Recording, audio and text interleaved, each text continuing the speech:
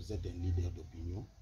Aujourd'hui, vous avez la chance de recevoir ces trois médias, B1 Télévision, Jean-Claude Mukenga, Top Congo FM, Timothée Prince Odia et Ben Dinanga pour les comptes de Molière Télévision.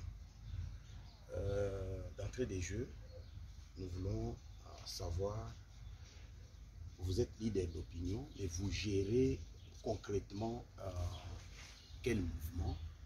Parce qu'aujourd'hui, si on vous appelle leader d'opinion, il faut avoir quand même certaines faisabilités de gestion pour les mouvements.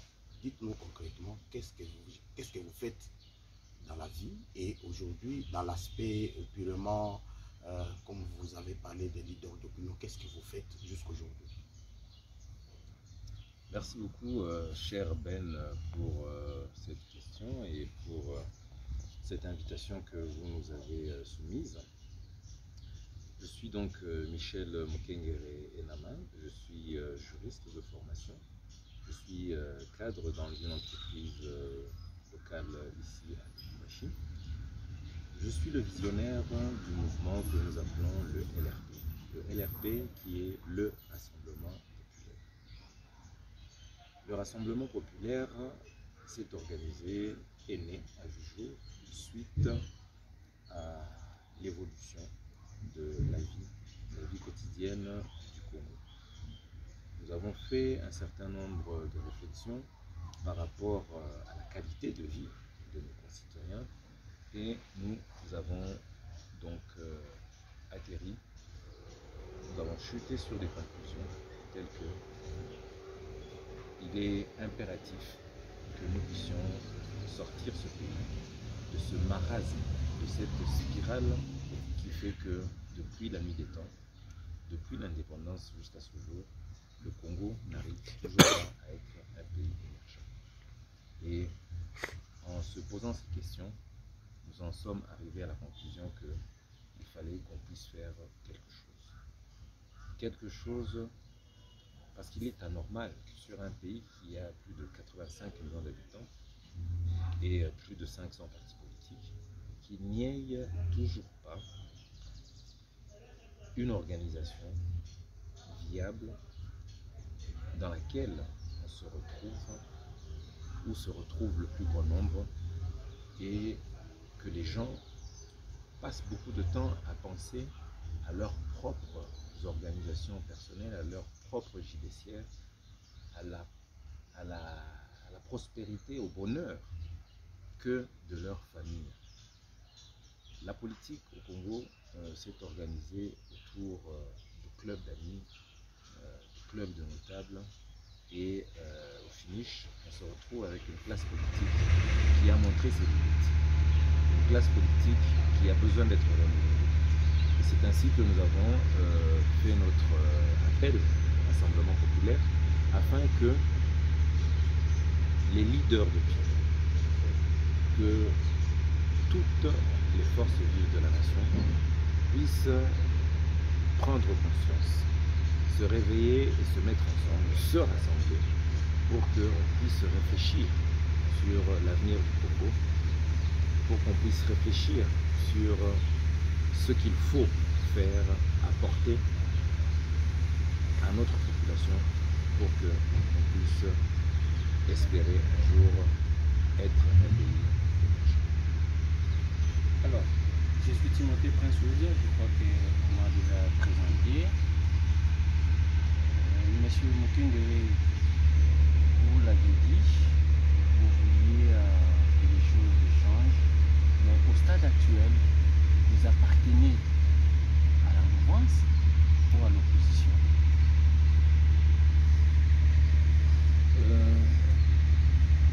C'est ça le problème en fait. C'est qu'aujourd'hui, lorsque vous voulez parler politique, vous êtes obligé d'être soit de la mouvance, soit de l'opposition. Et on oublie que le pouvoir actuel, la mouvance actuelle, c'est l'opposition. Et que l'opposition d'aujourd'hui, c'était la mouvance. Nous avons essayé de transcender cette situation en se disant que l'opposition d'hier n'a rien apporté aujourd'hui. L'opposition d'aujourd'hui n'avait rien apporté hier. Tout ce groupe, nous le classifions dans la classe politique congolaise qui a manqué sa justice. Nous ne pouvons pas proposer, espérer donner au Congo quelque chose de nouveau avec du vieux. Pourtant, nous sommes nombreux, des intellectuels, des jeunes, des leaders d'opinion qui se sont confirmés chacun dans son métier, chacun dans sa sphère d'influence. Mais pour la plupart, on aime parler de politique, on aime commenter, critiquer, faire des observations, mais personne ne s'engage.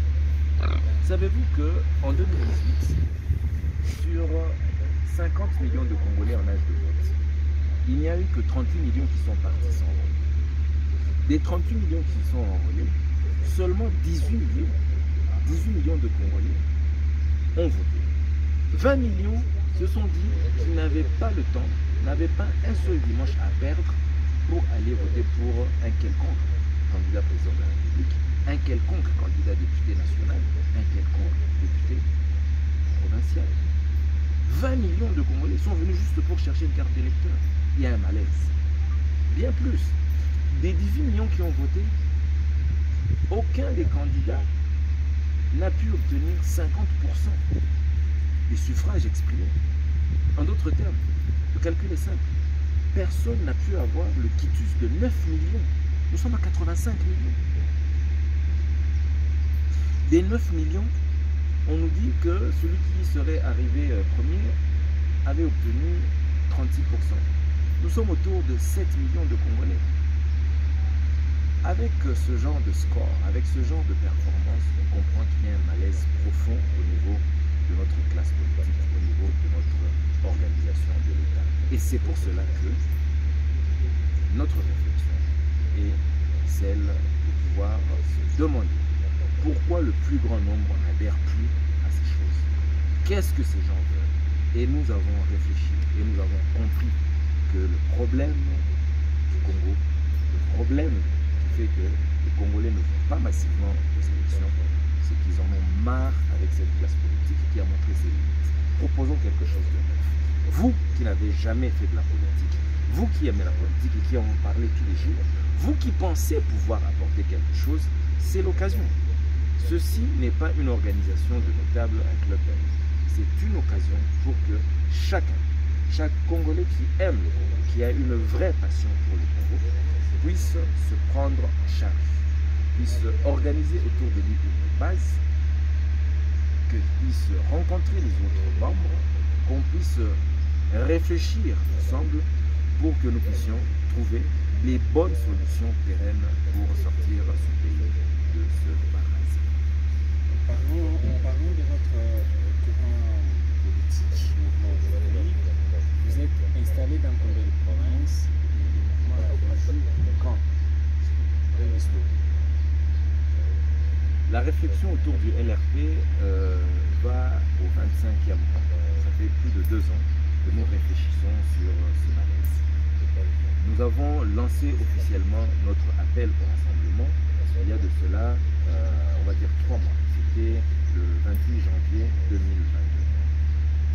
Pourquoi le 28 janvier 2022? Non seulement parce que 2023 approche, mais surtout parce qu'à un moment donné, il faut qu'on puisse se réveiller. Et depuis que nous avons lancé notre mouvement, au jour d'aujourd'hui, il existe plus de 147 groupes LRP sur les réseaux sociaux, que ce soit des groupes sur Facebook, sur WhatsApp, sur Instagram, sur Telegram, des gens qui ne se connaissent pas, des inconnus qui se sont organisés, qui sont en train de réfléchir sur la question, la vision du LRP et du changement que nous pouvons apporter à ce pays. Aujourd'hui, je peux vous parler sur 26 provinces, nous avons un taux de pénétration de 18 provinces. Nous sommes déjà à 18 provinces où il y a des noyaux LRP qui sont en train de réfléchir sur ces questions et qui, le moment venu, vont commencer maintenant les opérations sur place de terrain, les opérations concrètes.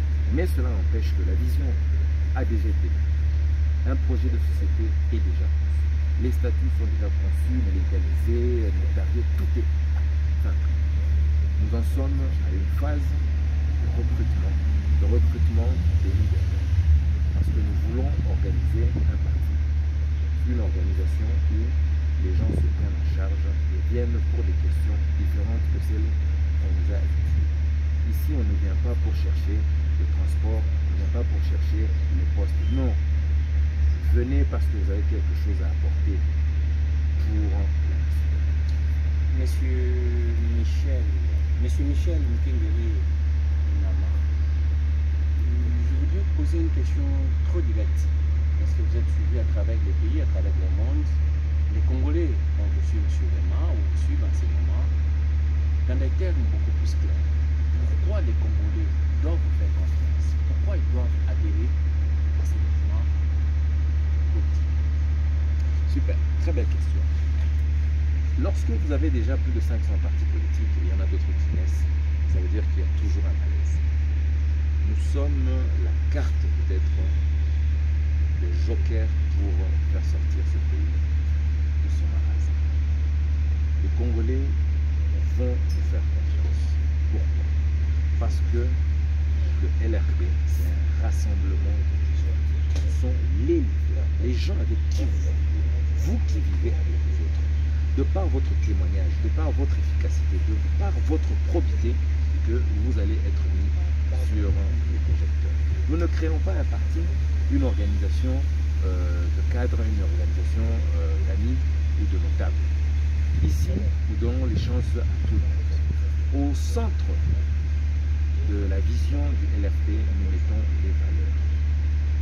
les valeurs de probité. C'est pourquoi, dans les prochains jours, nous allons organiser ce que nous appelons l'université d'été, la première université d'été du LRP, où nous allons prendre le temps de pouvoir faire un renforcement des capacités de ceux des leaders qui se seront rassemblés, pour qu'on puisse laver le cerveau, qu'on puisse comprendre quelles sont les règles du jeu dont le Congo a besoin. En amont, il faut que nous puissions réfléchir, parler froidement des questions de corruption, des questions de détournement, des questions de gestion de la chose publique. Ce sont ces choses-là qui feront la différence. Et ce sont les cadres qui vont se présenter avec un témoignage de probité qui vont faire route avec le LRP.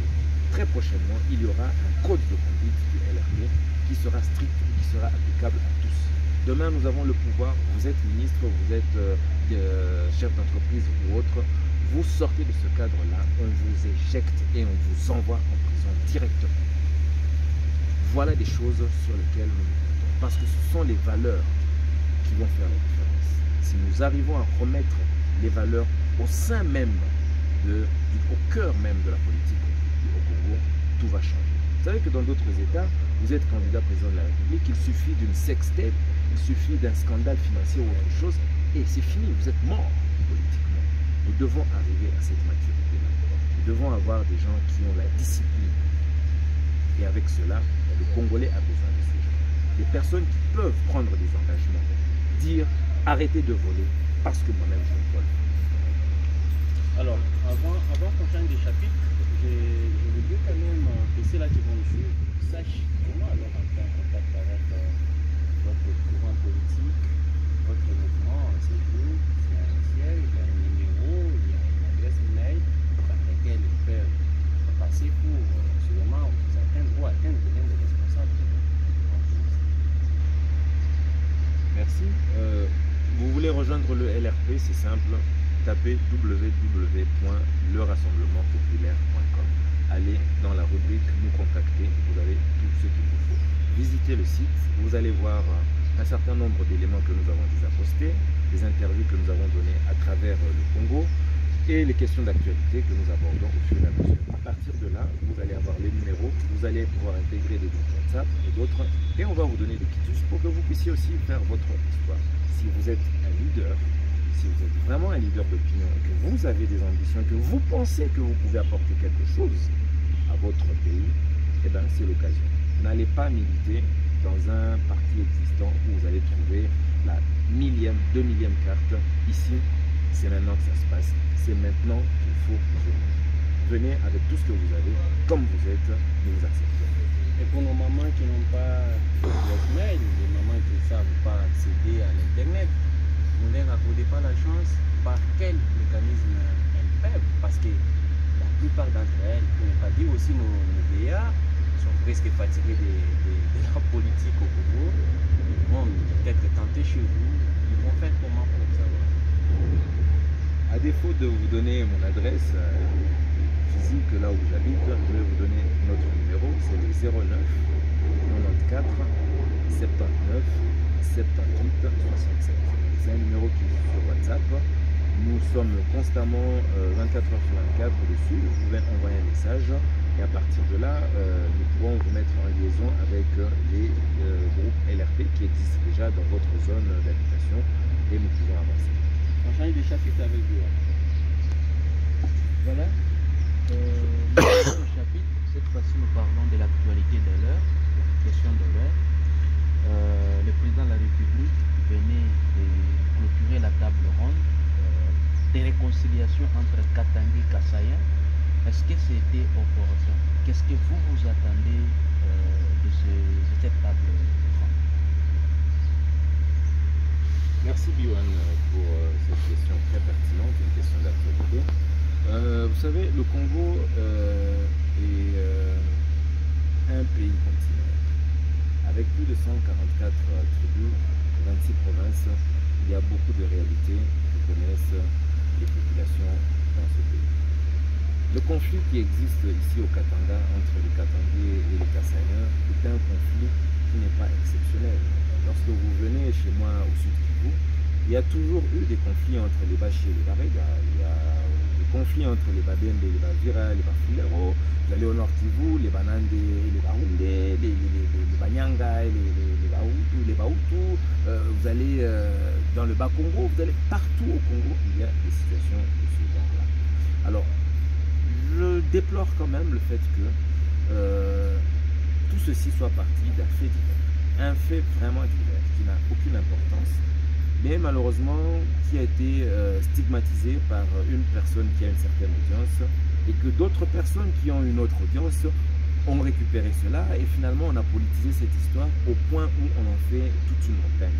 Les gens oublient que les Kasaïens et les Katangais, ça fait longtemps qu'ils vivent ensemble, ils se marient entre eux, ils ont des enfants.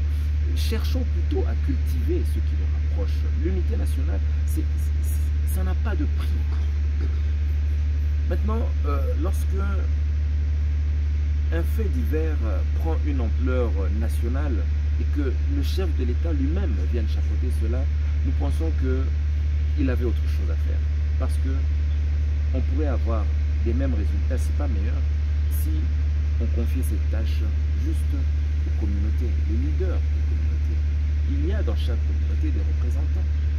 La communauté katangaise a ses représentants, c'est notable. La communauté kassaïenne a ses notables. Vous faites venir aussi les notables des autres communautés qui sont sur place. Et dans un barza, les gens peuvent échanger. Mais lorsque vous vous attaquez aux conséquences et que vous oubliez de travailler sur les causes, au finish, mutatis mutandis, vous ne faites que blanchir un tombeau. Les causes, les vraies causes de ce problème devraient être au centre du débat. Au jour d'aujourd'hui, personne sur Terre ne quitte sa maison volontairement. Si quelqu'un en arrive à quitter sa maison, à quitter de son confort, c'est qu'il y a un problème. Allons chercher pourquoi les gens sont accueillis. Et lorsque les gens quittent là où ils vont, comment est-ce qu'ils sont accueillis? Comment ils se comportent? Quelle est la façon où les gens doivent... quelle est la méthode? Quel est le mode de vie que les gens doivent adopter pour vivre ensemble? Donc nous pensons que c'est une bonne chose qu'on parle de réconciliation, mais de là à en faire toute une histoire d'État, je pense que le président de la République a autre chose à faire. Demain, quand ça sera au Kivu, il va aller là-bas aussi pour 10 jours. Quand ça sera au Nord Kivu, il va faire aussi 10 jours là-bas, ainsi de suite. Et surtout qu'on se le dise, le président de la République fait partie d'une communauté, vous faites partie d'une communauté, vous autres, nous avons tous nos communautés. Je pense qu'il serait plus efficace que quelqu'un d'autre, de neutre, qui ne soit pas de ces communautés, soit celui qui chapeaute le débat. Et à supposer que ça n'aboutisse pas aujourd'hui, après le président de la République, il n'y a plus personne. Où est-ce que nous allons faire recours? Développement des bases, on parle de 145 territoires. Comment vous trouvez ces projets du gouvernement de la RDC et que faudra-t-il faire pour que l'argent qui sera débloqué soit vraiment orienté aux besoins ou aux grandes lignes déjà tracées dans ces projets? Vous savez, lorsque vous gouvernez, c'est prévoir, c'est planifier, c'est anticiper. On ne peut pas gouverner en réagissant. Monsieur le Premier ministre, arrêtez d'être réactif. Lorsque vous arrivez au pouvoir, vous devez avoir un projet de société. Lorsqu'on n'a pas de projet de société, on crée des petits projets comme ça. Un projet sans jour, le lendemain un projet chirurgien, aujourd'hui un projet 145 territoires. Mais tout cela devait être déjà établi dans une ligne où on n'a pas besoin de stigmatiser cela. Personnellement, je pense que on n'a pas besoin de faire non plus une grande publicité pour une action qui est l'obligation du gouvernement. Le gouvernement peut bien faire ces choses-là sans tintamarre, sans tambour ni trompette et faire son travail tout simplement. 145 territoires, il paraît que les sous sont déjà débloqués. Mais bon, espérons que les habitudes vont changer. Mais d'ici 2023, nous sommes attentifs, nous attendons le bilan. Nous ne sommes pas si sceptiques par rapport à cela. Nous pensons que ce pays doit être gouverné avec des programmes, pas des programmes sur du court terme ou limités dans des zones territoriales. Non, il faut que nous puissions arriver à voir grand pour le pays, que des dirigeants puissent arriver au pouvoir avec un projet pour les 10 ans, les 20 ans, les 30 ans, les 15 ans, les 50 ans, les 100 ans. 145 territoires, bonne chance. Monsieur Michel, dans une adresse du chef de l'État, je crois l'année passée, il a parlé de l'entrepreneuriat des jeunes. Jusqu'au jour d'aujourd'hui, comment vous évaluez cet aspect des choses? Parce que les jeunes attendent beaucoup plus cet aspect lié à l'entrepreneuriat. Merci Ben pour cette question. En fait, si vous avez suivi notre appel au rassemblement, nous avons dit que notre attention sera tournée autour de 6 points. La sécurité et la défense, l'autosuffisance alimentaire, l'accès pour tous aux soins de santé et de qualité, l'accès pour tous à l'eau potable, la réforme de l'éducation nationale et la construction et réhabilitation des routes pour la desserte agricole et l'interconnexion des provinces. Le 5e axe, c'est l'axe de l'éducation. Nous pensons au LRP qu'il faut complètement réformer l'éducation nationale. Les jeunes gens passent du temps à étudier, à apprendre des choses. Trop d'années perdues dans des universités, faculté après faculté, pour en quitter avec très peu de formation ou pas du tout parce qu'ils ont épuisé et au finish, ils finissent tous demandeurs d'emploi. Nous devons réformer notre système d'éducation nationale pour que très tôt, dès qu'on quitte l'école, on puisse être capable d'être son propre patron, de pouvoir organiser. Maintenant, cela passe par beaucoup de choses. Il faut que l'État arrive à soutenir les jeunes qui veulent faire de l'entrepreneuriat. Et cela se passe par des subventions. Vous pouvez ne pas donner de l'argent, mais donner des crédits d'impôt. Vous pouvez donner des facilités par rapport à des zones d'activité qu'on veut développer. Bon, là, je ne vais pas déballer aujourd'hui notre projet de société, mais nous pensons, comme vous l'avez demandé, à ce niveau, nous sommes partis d'une situation où il y avait un problème de l'entrepreneuriat des jeunes, et au jour d'aujourd'hui, rien ne se passe. Donc, à un moment donné, il faut se poser les bonnes questions, ou bien carrément changer de cheval. Monsieur Michel Mukengere Enama, je rappelle que vous êtes responsable de rassemblement populaire et un courant politique. Merci d'avoir répondu aux questions de D1 Télévision, Top Congo FM et